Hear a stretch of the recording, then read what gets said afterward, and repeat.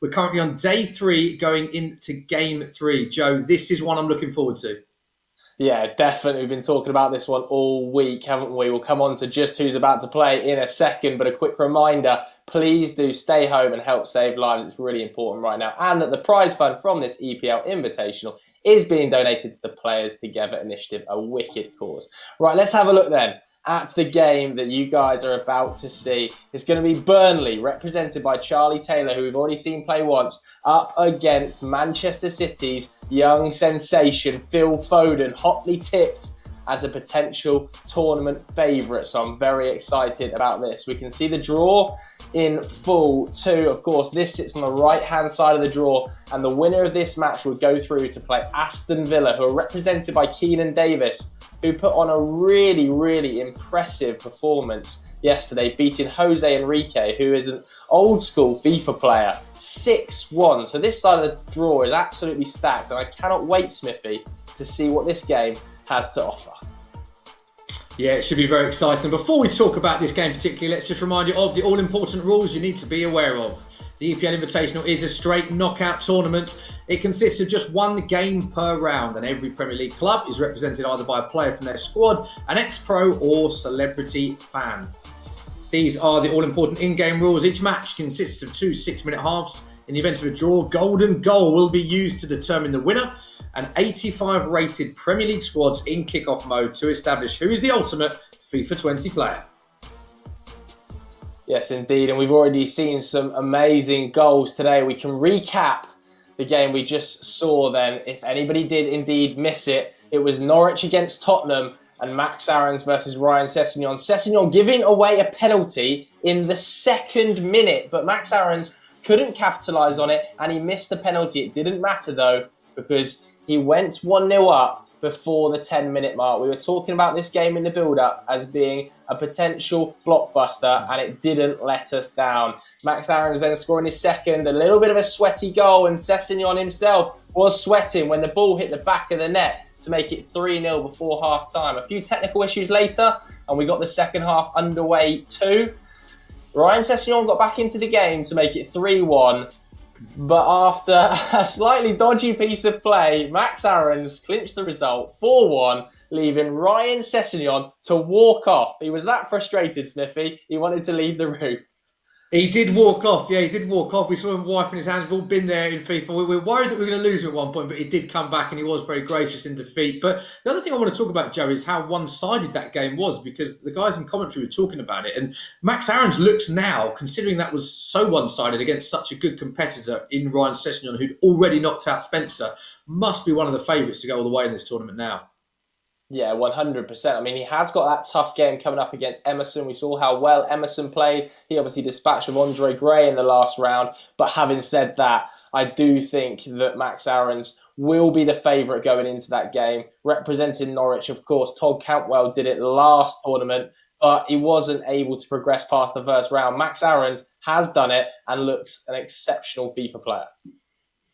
Okay, I'm pleased to say that both players join us now. We can start by talking to Charlie Taylor of Burnley. Charlie, before we get into talking about this game, of course, you've already played one match because you had to come through the round 1 match, beating Michael Ward of Arsenal, the top boy actor, of course, 2-1. It was a close game, that, wasn't it?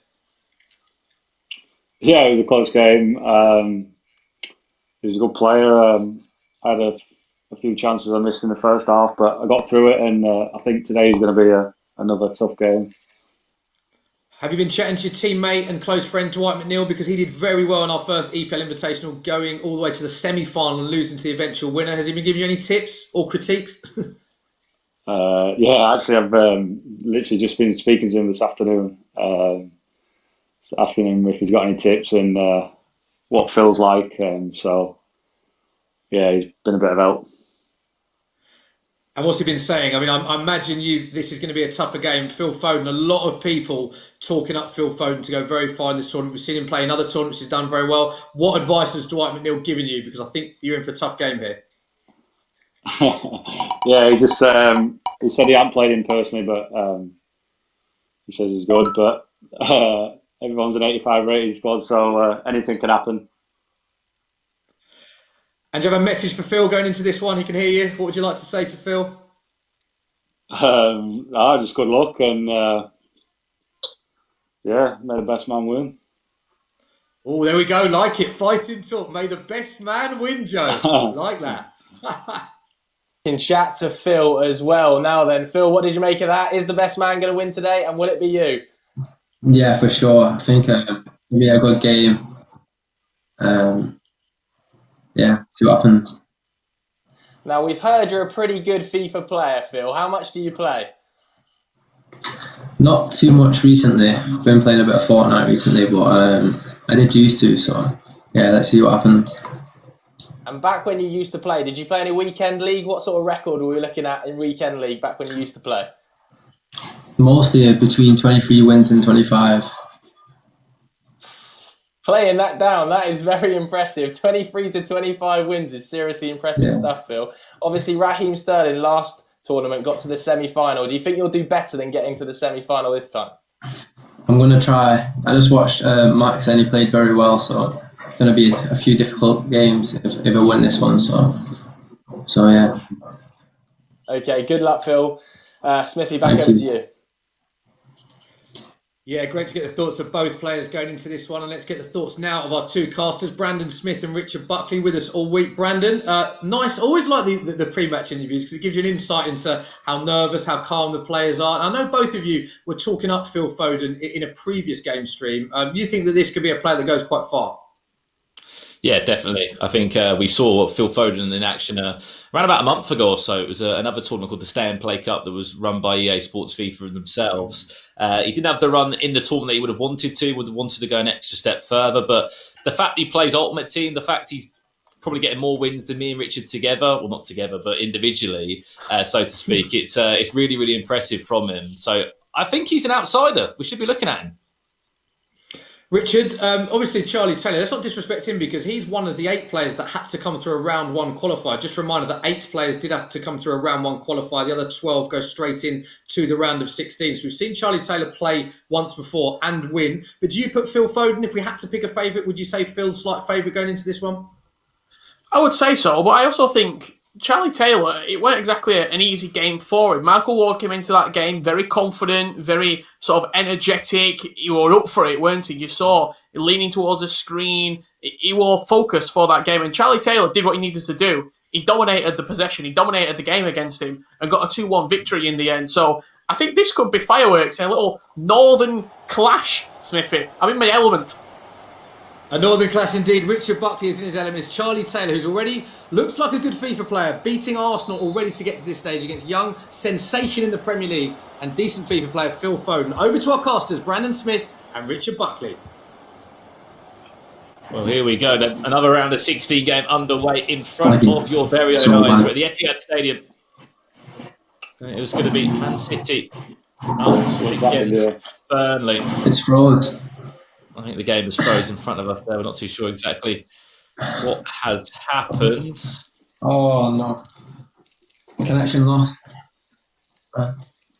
So we are experiencing some technical difficulties, should I say. We are a minute in to Burnley against Man City, which is, of course, Charlie Taylor against Phil Foden. Just a reminder that everyone is doing this remotely from the safety of our living rooms, and we encourage everyone to stay at home, stay safe in an attempt to save lives as well. So a few technical difficulties, but we're very confident we will be underway shortly. So whilst we aim to fix those technical difficulties, Joe, let's bring you back in. Just chatting to the boys there, they say they put Phil's slight favourite, but Charlie Taylor came through a decent game against Arsenal in his round 1 game. Yeah, definitely. Michael Ward was very vocal, wasn't he? He's the sort of player that is hard to play FIFA against, tries to get in your head. You know, when he scored goals, he was looking straight down the lens, wasn't he? Saying, Charlie, Charlie, what are you saying now? And that's the sort of thing that winds you up. Charlie Taylor stayed completely composed and proved he was the better FIFA player over the course of the 90 minutes. So I think Charlie Taylor is maybe a sort of Andre Gomez style player that we saw in EPL Invitational number 1 that didn't talk a big game but just came out and delivered. And I think we might see that again today. Let's not write Charlie Taylor off just because we know that Phil Foden has some serious FIFA pedigree. Another great aspect of this tournament, Joe, that we found it in the first one, actually, the first EPL Invitational, which we brought you 2 weeks ago, and we found this time around, is just how much the fans are getting behind their team. And interesting hearing Charlie saying there that he'd spoken to Dwight just before, he'd asked for tips, that not only, and Raheem Sterling alluded to it, didn't he? He said that Jordan Henderson was messaging him going into his semi-final. And it's just great to see, isn't it, that all their teammates, fans are getting behind their team. There's a real competitive element to this, and none of these players want to lose. Yeah, 100%. I think you can see that just from how they play. They're starting to get sweaty palms already. We didn't see that really until the quarterfinal, semi-final stage last time. Of course, if you do lose and you lose heavily, there's the risk of trending online, people taking the mickey out of you as well. So it could be quite fun for the winner. But if you're a loser and on the end of a heavy scoreline, you're going to be in for some stick Smiths.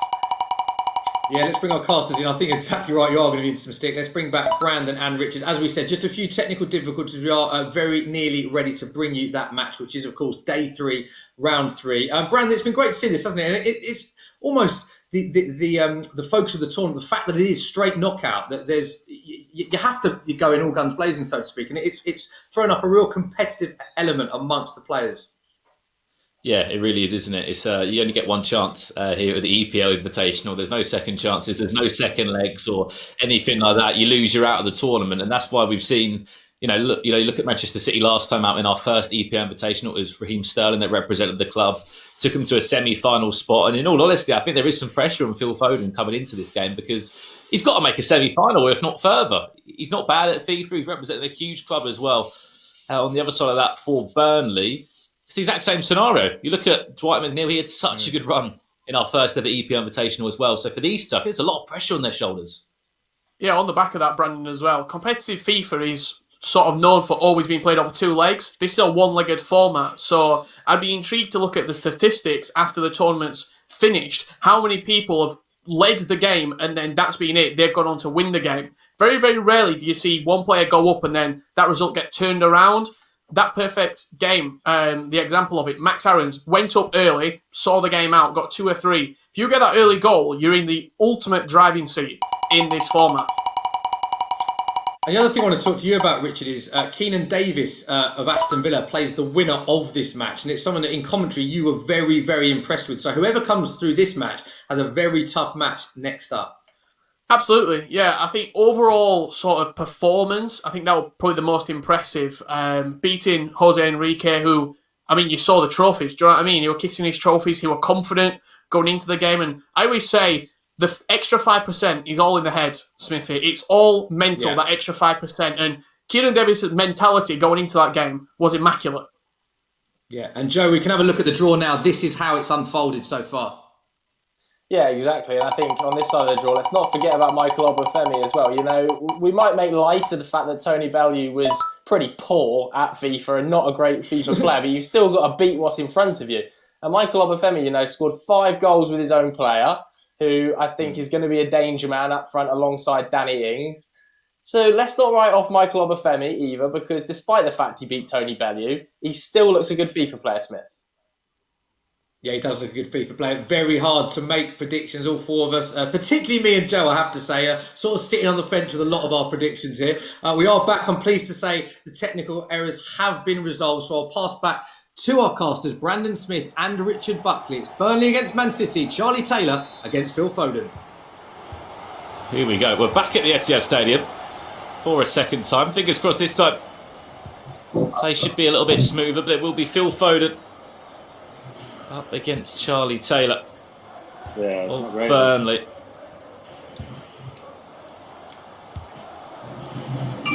It'll be City at the Etihad in the classic sky blue from left to right. Mahrez driving inside the box here, looking for that cutback. We are playing on the 85 rated game mode. This is the first game of the Premier League Invitational you are watching, meaning that all players have the exact same stats. So you see Taylor in at left back. He has the exact same stats as Mendy over at left back for Manchester City.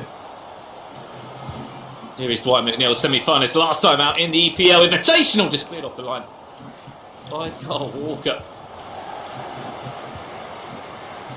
Nearly an early goal for the Clarets. What would be a very good away day at the Etihad Stadium. As we said, the quarter-final place up for grabs in this one. Up against Aston Villa. Chance, Riyad Mahrez. Fantastic block from Matthew Lowton. And that's one thing I think we definitely saw last time out, Richard, when we saw Charlie Taylor play, was quite just an all-rounded good player. Defensively, he was pretty sound. He was good at the back. He wasn't rushing players out of position, as you might see someone that isn't as experienced playing FIFA. Back to goal, Kun Aguero. Will it be one for City on the rebound? Mahrez is there. But overall, he's just an all-rounded good player, I thought, Charlie Taylor, from what we saw in round one. Yeah, we're just about to comment on that, saying in this sort of format, in the one-legged games as well, you sort of have just got to keep your cool. Just keep hold of the ball, get your foot on it. 45 minutes each half in a one-legged game of FIFA goes through very, very quickly, Brandon. So Charlie Taylor, I like what he's doing right now, keeping hold of the ball, spreading it wide, and looking to get Goodmanson out wide here to potentially get a cross into the box. Mendy does well to win it back. On the other side of that, for Phil Foden, I like that he's starting Riyad Mahrez, that 4-star weak foot of Riyad. The weak foot is the only stat that does sort of change in terms of the stats. All the skill moves are at 3, but the weak foot does vary depending on the player. So De Bruyne is like gold dust with a 5-star weak foot. Yeah, you can imagine how deadly the Belgium is going forward. Here's a chance now for Burnley. Could it be one? Chris Wood off the post and in. And the extra touch was everything from the New Zealand forward.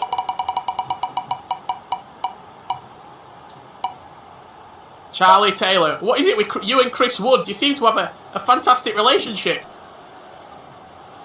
Yeah, it's on fire. He's done well.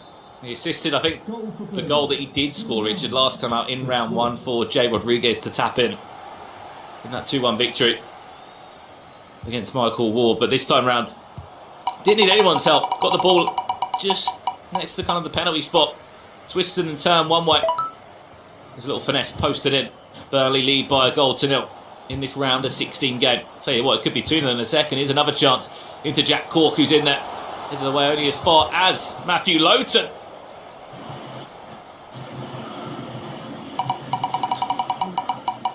I know we've not spoke a lot about Charlie Taylor, probably because of the result and the scoreline of the result. It wasn't a 6-0 or a 7-1 or an 8-1. It was just a 2-1 victory. But I've got to say, from the FIFA that we've seen from Charlie Taylor being played, very, very impressive.